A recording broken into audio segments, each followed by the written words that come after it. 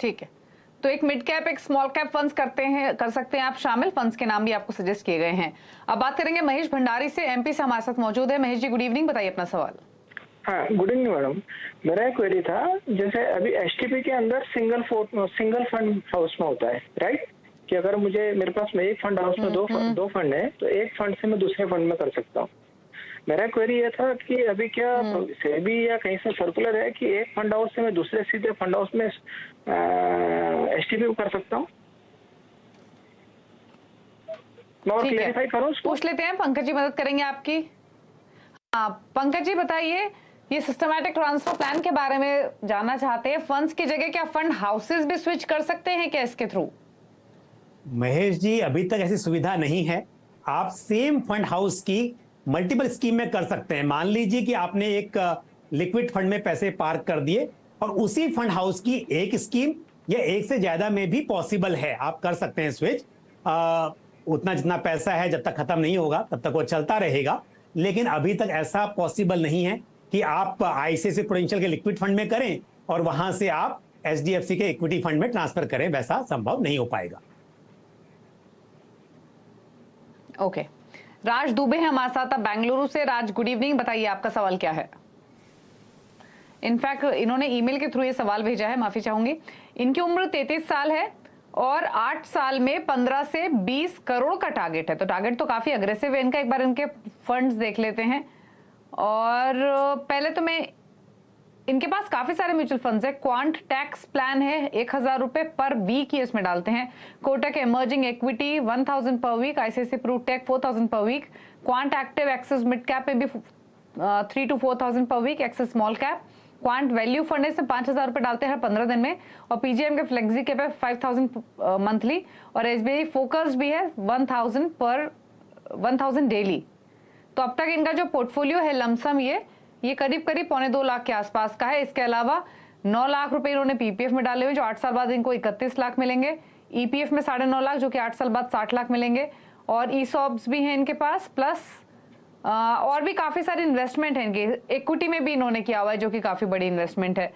लेकिन इंटरेस्टिंग है, मैं पहली बार ऐसा पोर्टफोलियो देख रही हूँ पंकज जी, जहां पर म्यूचुअल फंड्स में डेली बेसिस पे या वीकली बेसिस पे पैसे ऐड किए गए हैं। यूजुअली मंथली बेसिस पे एसआईपी के थ्रू ज्यादा क्वेरीज हमें आती हैं। तो बताइए, आपने कैलकुलेशन की होगी इनके पोर्टफोलियो की, इनकी चॉइसेस प्लस इनके गोल पर क्या कमेंट्स हैं? बिल्कुल दीपाली, देखिए ये तो अच्छी बात है कि कोई व्यक्ति यदि मतलब बड़ा पोर्टफोलियो है और एसआईपी काफी है, तो मंथली करने की बजाय यदि आप वीकली करें, डेली करें, तो उससे आपको रुपी कॉस्ट एवरेजिंग का बेनिफिट ज्यादा मिलता है। क्योंकि महीने में एक बार किया और उस दिन मार्केट मान लीजिए ऊपर था, तो आपको फायदा नहीं मिलेगा जो निचले स्तरों पर मिल सकता था। तो इसके लिए फर्दर डाइवर्सिफिकेशन के लिए ऐसा करना सही है। जहां तक स्कीम्स का सवाल है, तो इनके पोर्टफोलियो में जो स्कीम्स हैं वो अच्छी हैं, लेकिन इंटरनेशनल फंड यहां पर मिसिंग है। तो अगर नजरिया, हालांकि 8 साल की ही बात कर रहे हैं, फिर भी मैं कहूंगा कि इंटरनेशनल फंड को भी इंक्लूड करना चाहिए थोड़ी मात्रा में। अपने पोर्टफोलियो का 5-10% आप रखें, लेकिन इसको भी इंक्लूड करें। तो ICICI prudential US blue chip fund मैं लेने की सलाह दूंगा। तो ये थोड़ा सा इनको एक ऐड करना है, बाकी बदलाव कुछ नहीं है। और साथ ही यहां पर इन्होंने क्योंकि डायरेक्ट में इन्वेस्टमेंट करके और बंद कर दिया है, और फिर इन्होंने रेगुलर में करके बंद कर दिया है, और अभी डायरेक्ट में इन्वेस्टमेंट कर रहे हैं।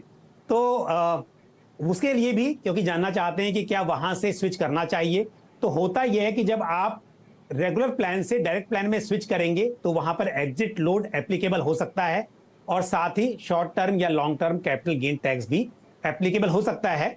आपने कितने टाइम तक उसको होल्ड किया है उस हिसाब से। और इनके जो इक्विटी में जो टोटल इन्वेस्टमेंट है, हालांकि उसकी इंफॉर्मेशन नहीं है कि कौन से शेयर्स में इन्वेस्टमेंट किया हुआ है, बट इन्होंने खुद ही बताया है कि 8 साल के बाद कितना पैसा बन सकता है, ईपीएफ, पीपीएफ, उन सबको मैंने कैलकुलेट किया। तो उसके हिसाब से भी दीपाली 15 करोड़ रुपए बनने बहुत मुश्किल हैं। मतलब क्योंकि अगर 1 लाख के आसपास की एसआईपी कर रहे हैं और बाकी जो लमसम है, सब कुछ है, उतना पॉसिबल नहीं हो पाएगा, बहुत पैसा बढ़ाना पड़ेगा।